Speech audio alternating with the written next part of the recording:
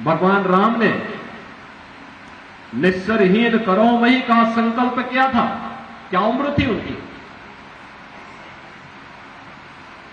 कि मैं इस धरती से राक्षसों का अंत करके ऋषि मुनियों को, वनवासियों, गिरवासियों को अभय प्रदान करूंगा। यह संकल्प उस उम्र में अयोध्या का राजकुमार कर रहा है।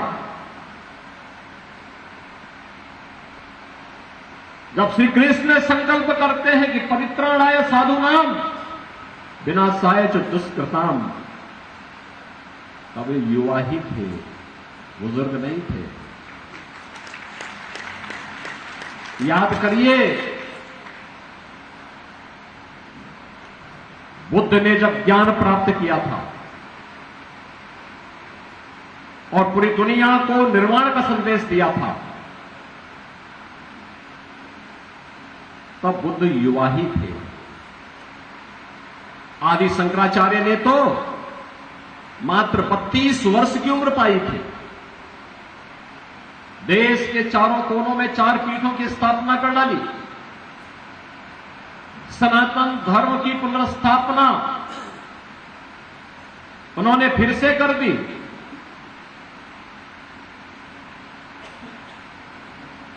महाराणा प्रताप ने जब पहला युद्ध अकबर के खिलाफ लड़ा था,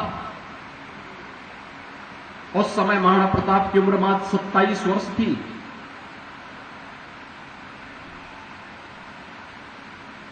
छत्रपति शिवाजी महाराज, गुरु गोविंद सिंह जी महाराज,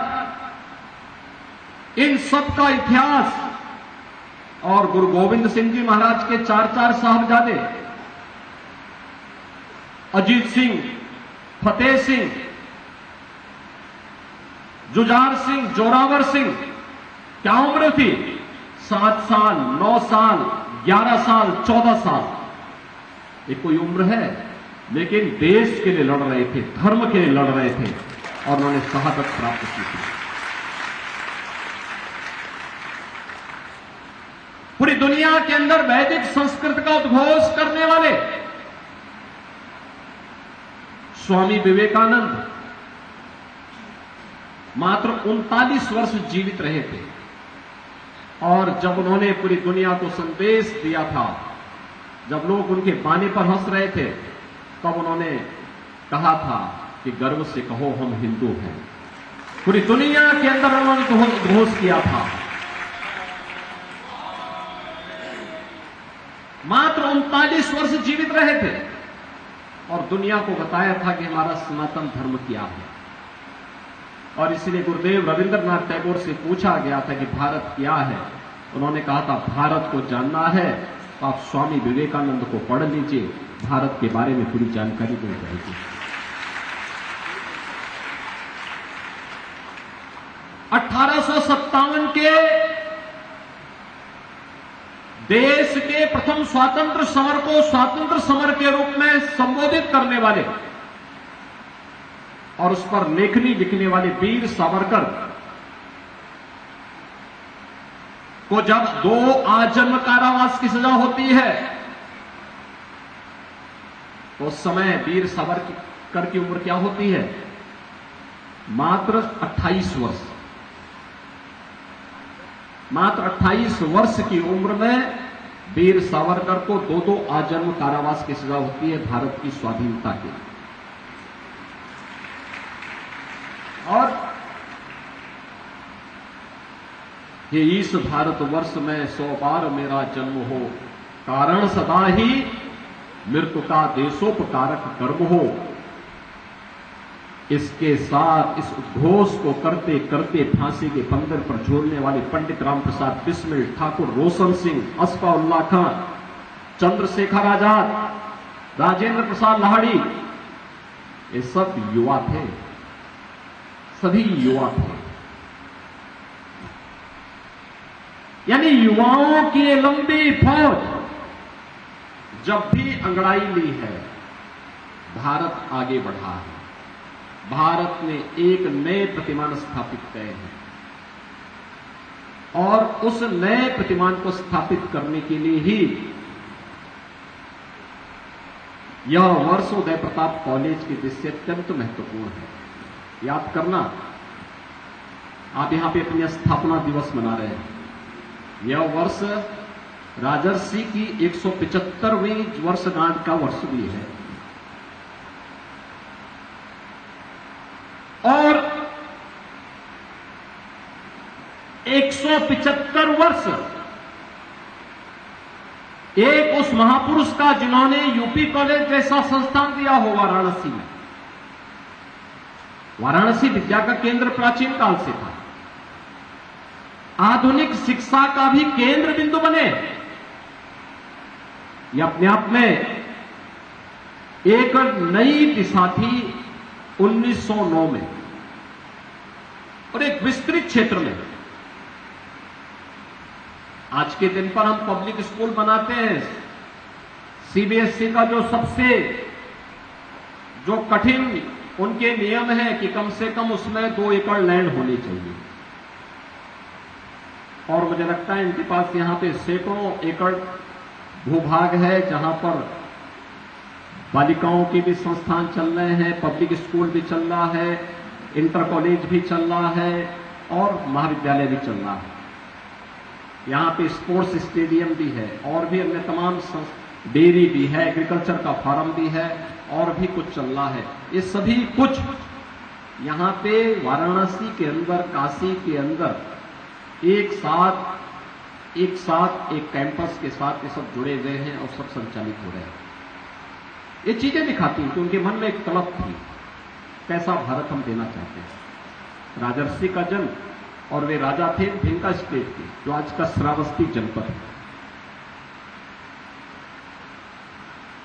काशी विद्या की केंद्र थी, इसलिए उन्होंने कहा कि ये काशी इसके लिए सबसे उपयुक्त जगह होगी।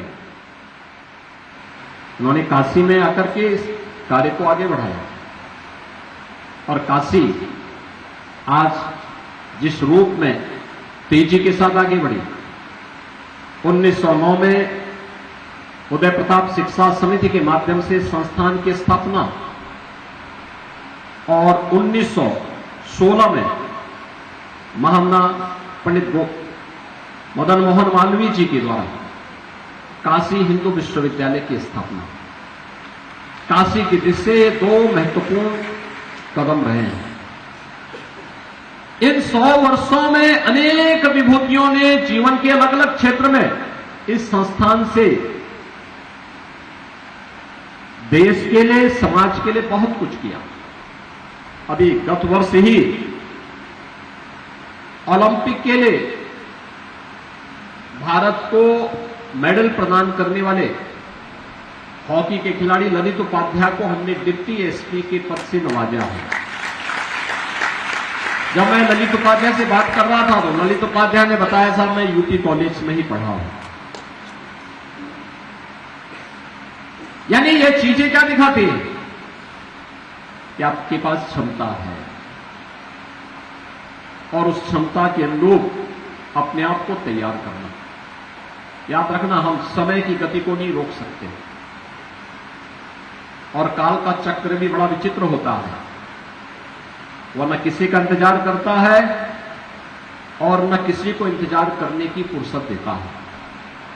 जो उस प्रवाह के साथ अपने आप को लेकर के चल पड़ता है वह आगे बढ़ पाता है और जो उस प्रवाह में रुक जाता है वो पिछड़ जाता है। हमें पिछड़ना नहीं है, एक अवसर है आपके पास। मैं भी देख रहा था, मेरे पास यहां पर जब उदय प्रताप शिक्षा समिति के सचिव न्यायमूर्ति एसके सिंह जी जब अपनी बात को अपना उद्बोधन दे रहे थे, उनकी पीड़ा भी थी कि हमें इन चीजों की मान्यता चाहिए। और मुझे लगता है कि मान्यता के लिए पहले से स्थापित संस्थाएं अगर अपनी न्यूनतम अर्हता पूरी करते हैं तो उन्हें शासन की भावनाओं के अनुरूप, जिसे हम ईज ऑफ डूइंग बिजनेस कहते हैं, वह केवल व्यवसाय के लिए नहीं बल्कि जीवन के प्रत्येक क्षेत्र के लिए है कि कार्य की सुगमता आसान हो।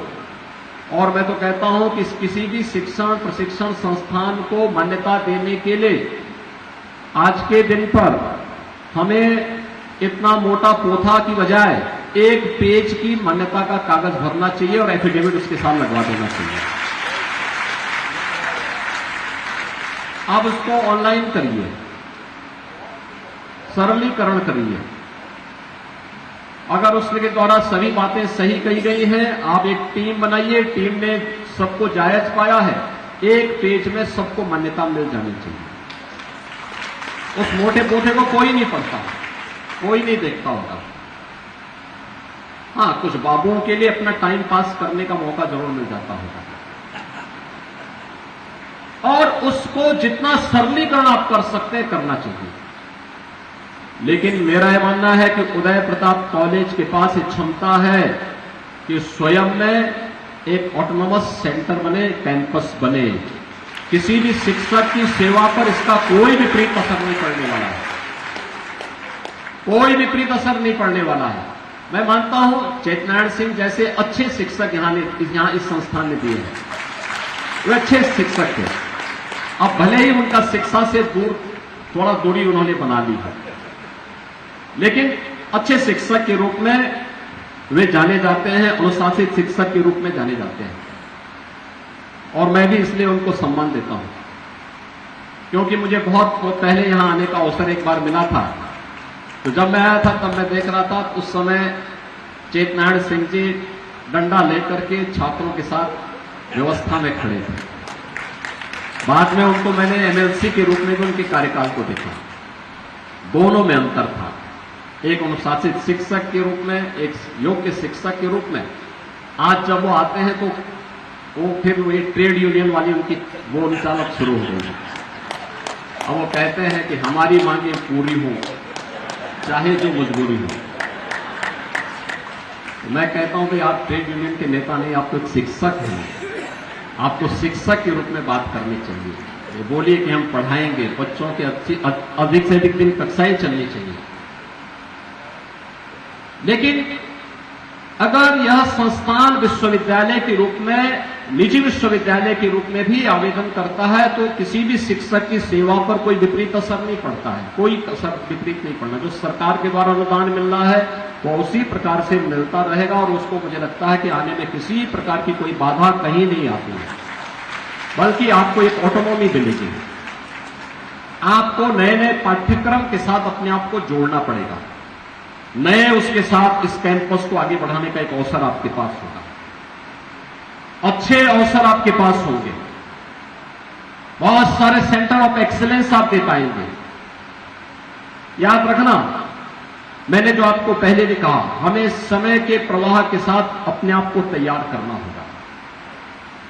आज टेक्नोलॉजी कहां से कहां तक पहुंच चुकी है, बहुत आगे बढ़ चुकी है। एक समय था जब हम लोग एक आर्टिकल बनाने में हम लोगों को 4, 6, 10 घंटे लगते थे, 20 घंटे लगते थे।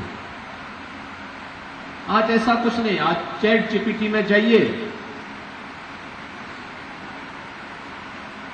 आज जाइए, आपको 3 से 4 मिनट में ढेर सारा मटेरियल उसमें मिल जाएगा। कोई भी आर्टिकल आपको तैयार करना हो, कोई भी आलेख तैयार करना हो, टेक्नोलॉजी बहुत आगे बढ़ चुकी है। एक सॉफ्टवेयर है ये आर्टिफिशियल इंटेलिजेंस का, और आपको उतना बड़ा आलेख आपको मिल जाएगा। विषय है, आपको फिर अपने अनुसार, अपनी रुचि के अनुसार उसको शब्दों का स्वरूप देकर के आप उसको आगे बढ़ा सकते हैं। आप आर्टिफिशियल इंटेलिजेंस के बारे में युवा पीढ़ी को नहीं बताएंगे, ड्रोन टेक्नोलॉजी के बारे में नहीं बताएंगे, रोबोटिक टेक्नोलॉजी के बारे में नहीं बताएंगे, इंटरनेट ऑफ थिंग्स के बारे में नहीं बताएंगे, एग्रीकल्चर में जीन एडिटिंग तक पहुंच चुके हैं। किस से भागेंगे? भागने से समस्या का समाधान नहीं होने वाला है। हमें भी उसके अनुरूप अपने कैंपस को और अपनी तैयारी करनी पड़ेगी। उस प्रकार के कोर्सेज, शॉर्ट टर्म कोर्सेज और डिप्लोमा और डिग्री कोर्सेज भी हमें यहां पे तैयार करने पड़ेंगे। यहां का युवा उसके बारे में जान सकेगा, तो देश और दुनिया में छाने में उसे देर नहीं लगेगी, लेकिन यह अवसर हमें देना पड़ेगा। इसके लिए हमें अपने आप को तैयार करना पड़ेगा। टेक्नोलॉजी से भागेंगे, विज्ञान से भागेंगे, नए ज्ञान से भागेंगे, कहीं ठिकाना नहीं मिलेगा। हमें उसके साथ उससे 10 कदम आगे चल करके बढ़ने की आवश्यकता है। और वही संस्थान को भी एक नई पहचान दिलाएगा, और इस संस्थान से निकला हुआ जो छात्र होगा, जो योग्य नागरिक होगा, वही यहां की पहचान होगी। आपके होर्डिंग, आपके बैनर, आपके विज्ञापन, आपकी पहचान अस्थायी रूप से नहीं बन सकते। आपका पहचान का माध्यम बनेगा जो स्नातक यहां से जाएगा, जो योग्य नागरिक इस संस्थान से जाएगा, वो आपकी पहचान को दे देगा, और वह पहचान संस्थान को एक नई ऊंचाइयां प्रदान करेगा। और मैं कहूंगा कि उदय प्रताप कॉलेज के लिए इससे अच्छा अवसर नहीं है। जब राजर्षि की 175वीं जयंती का कार्यक्रम, जन्म जयंती का कार्यक्रम प्रारंभ हो रहा है, उन स्थितियों में संस्थान को निर्णय लेकर के आप शिक्षक संघ के साथ बैठिए, आप सरकार के साथ बैठिए, प्रबंध समिति का प्रस्ताव प्रस्तुत करिए। मुझे लगता है कि आपको विश्वविद्यालय बनने में कोई देर नहीं लगने वाली, कोई देर नहीं लगने वाली। आपकी मान्यता की औपचारिकताओं के लिए एक सेल्फ सफिशिएंट एक मॉडल आप दे पाएंगे। स्वयं में सेल्फ सस्टेनेबल मॉडल आपका होगा। आपको निर्णय लेने की स्वतंत्रता होगी। मान्यता के लिए आपको जगह जगह भटकना नहीं पड़ेगा। एफिलिएशन के लिए आपको दर दर की ठोकरें नहीं खाना पड़ेगा। आप फिर लॉ के 5 इयर्स कोर्स को चलाइए। आप यहां पे शिक्षा संकाय में भी आप जो नए नए सुधार हो रहे हैं, इस दिशा में भी आप आगे बढ़िए। आप यहां पे ड्रोन टेक्नोलॉजी को लेकर, रोबोटिक टेक्नोलॉजी को लेकर, आर्टिफिशियल इंटेलिजेंस को लेकर, इसी प्रकार से चैट जीपीटी को लेकर, इंटरनेट ऑफ थिंग्स को लेकर के, इन सभी को लेकर के, मेडिकल के फील्ड में हो रहे नए नए कार्यों को लेकर के अपने कार्यक्रमों को आसानी से आगे बढ़ा सकते हैं। याद रखना, शहर के अंदर तो हम लोगों ने विश्वविद्यालय की मान्यता के लिए मात्र 20 एकड़ की रिक्वायरमेंट की है। मात्र 20 एकड़।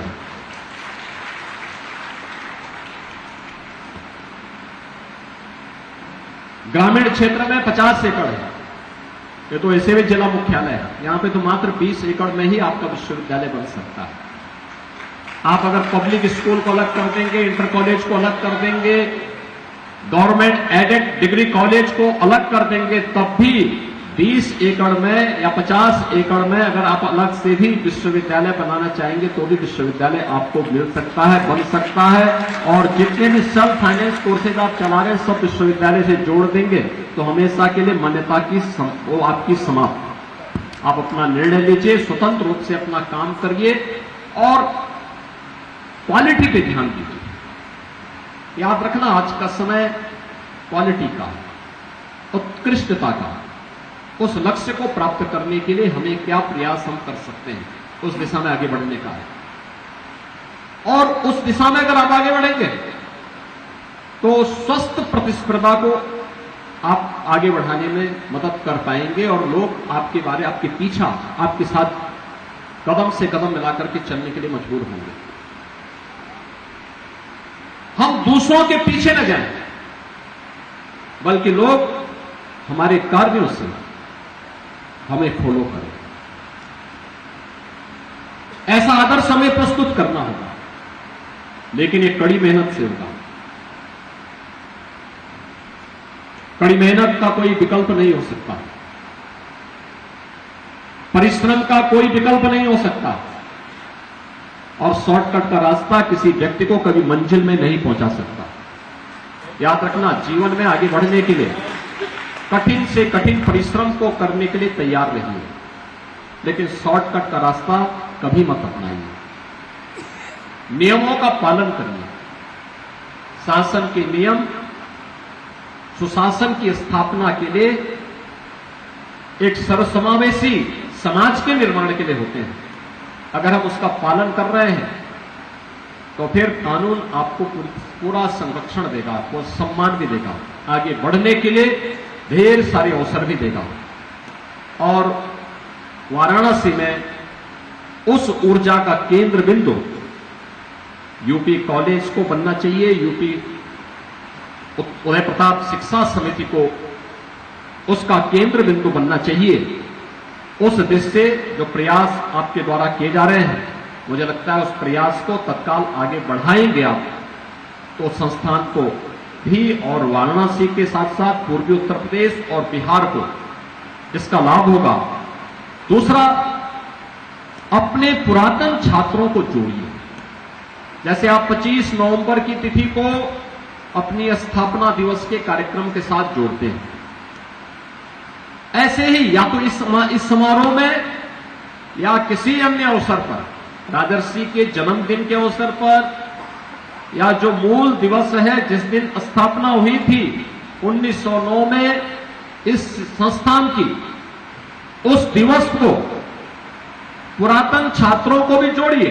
जैसे मैं आज गोरखपुर में था, प्रोफेसर यूपी सिंह जी स्वयं मेरे पास आए, उन्होंने कहा कि साहब मैं उस संस्थान में पढ़ा हुआ हूं। ऐसे लोगों की पूरी सूची आपके पास होनी चाहिए। ऐसा सॉफ्टवेयर डेवलप करिए, डिजिटली सबको अपने पास रखिए और फिर हर वर्ष दीजिए। अपनी प्रोग्रेस रिपोर्ट देते हैं तो उस प्रोग्रेस रिपोर्ट में ये भी जोड़िए कि कौन से आपके पुरातन छात्र कहां कहां पे जीवन के अलग अलग क्षेत्र में वे कार्य कर रहे हैं, उनके बारे में भी आप लोगों को बताएंगे तो लोग जान पाएंगे। इस संस्थान के बारे में जानने में लोगों को और मदद मिलेगी। मुझे बहुत अच्छा लगा आज आपके बीच में आकर के, और मैं विश्वास करूंगा कि यहां के सभी शिक्षक भी यहां की प्रबंध समिति के साथ मिलकर के एक नए प्रवेश में आगे बढ़ने के लिए, तो प्रधानमंत्री जी का स्लोगन है ना कि नए भारत का नया उत्तर प्रदेश बनना चाहिए, ऐसे ही नए उत्तर प्रदेश के यूपी कॉलेज के नए कैंपस की दिशा में हमें आगे बढ़ने की तैयारी अपनी करनी चाहिए। इस विश्वास के साथ मैं स्थापना दिवस के अवसर पर उदय प्रताप शिक्षा समिति और उससे संबद्ध सभी शिक्षण प्रशिक्षण संस्थानों को अपनी शुभकामनाएं देता हूं। मेरे पास शिक्षा समिति के सचिव न्यायमूर्ति एसके सिंह जी ने प्रतिवेदन दिया है और सरकार उसमें सकारात्मक पहल करके उन कार्यक्रमों को आगे बढ़ाने में पूरी मदद भी करेगी। मैं आप सबके प्रति अपनी शुभकामनाएं देता हूं और विश्वास व्यक्त करता हूं कि संस्थान अपने कार्यों के माध्यम से न केवल वाराणसी में बल्कि प्रदेश और देश में अपना एक बार पुनः उस गौरवशाली इतिहास को पुनर्स्थापित करने में सफल होगा जिसके लिए यूपी कॉलेज जाना जाता था। आप सबके प्रति मेरी मंगलमय शुभकामनाएं। धन्यवाद। जय हिंद।